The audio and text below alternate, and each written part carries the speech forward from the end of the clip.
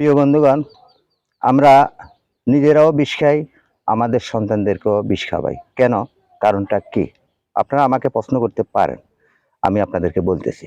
এই যে আমার হাতে দেখতেছেন পেয়ারা কিংবা বিভিন্ন রকমের এই ফলাদি আমরা বাজার থেকে কিনে এনে খাই। কারণ অনেক সময় এটার মাধ্যমে বিভিন্ন রকমের মেডিসিন দেওয়া হয়, কিংবা আমরা অনেক সময় ফলের মাধ্যমে বিষ প্রয়োগ করি, কিংবা সবজির মাধ্যমেও বিভিন্ন রকমের তরকারির মাধ্যমেও আমরা বিষ প্রয়োগ করি। বিষ প্রয়োগ করি, ধরেন আজকে বিকালবেলা যদি বিষ প্রয়োগ করি, কালকে সকালে আমরা সেই ফসল কেটে বাজারজাত করি। কিন্তু বিশেষ বিষক্রিয়া থেকে যায়। বিশেষ বিষক্রিয়া যখন থেকে যায়, তখন এই বিশের বিষক্রিয়া আমাদের শরীরে প্রবেশ হয়, আমাদের নানান রকমের রোগ ব্যাধি দেখা দেয়। তাই আমাদের শাসি ভাইদেরকে বলতেছি, আপনারা এরকম ধরনের বিষ কাউকে না খাওয়াবার চেষ্টা করেন। কারণ আমি অনেক জায়গাতে দেখতেছি অনেকে বিষ বিকালবেলা যদি বিষ মারে, এর পরের দিন সকালে এই ফসলগুলা তুলে তারা বাজারজাত করে। এই যে দেখতেছেন এখানে পেয়ারা, এখানে পেয়ারা, উপরে পেয়ারা, এই যে পেয়ারা দেখা যাচ্ছে, এই যে পেয়ারা, বিভিন্ন রকমের ফসল এখানে দেখা যাচ্ছে।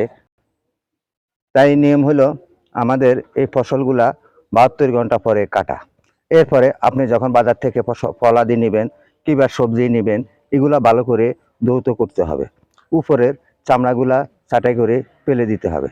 তাহলে আমাদের আদরের সন্তানের হাতে আমরা একটা ফল তুলে দিব, আমরা নিজেরা খাবো। তাহলে বিষের বিষক্রিয়াটা থাকবে না। আর যারা চাষাবাদ করেন তাদের প্রতিও আহ্বান জানাইতেছি, আপনারা বিষ প্রয়োগ করার 72 ঘন্টা পরে এই ফসলাদিগুলা আপনারা বাজারজাত করবেন। তাহলে নিজেও বাঁচুন, অন্যদেরকেও বাঁচান, রোগ ব্যাধি থেকে যেন সবাই রক্ষা পায়। আপনারা জানেন এখন বর্তমানে শিশু বাচ্চাদেরও অ্যালার্জি হচ্ছে, বৃদ্ধ হইতে শিশুদের হইতে অ্যালার্জি হচ্ছে, কিংবা শ্বাসকষ্ট হচ্ছে। এটার কারণ হলো আমরা অনেক সময় ফসলাদি কিংবা বিভিন্ন রকমের সবজির মাধ্যমে বিষ প্রয়োগ করি।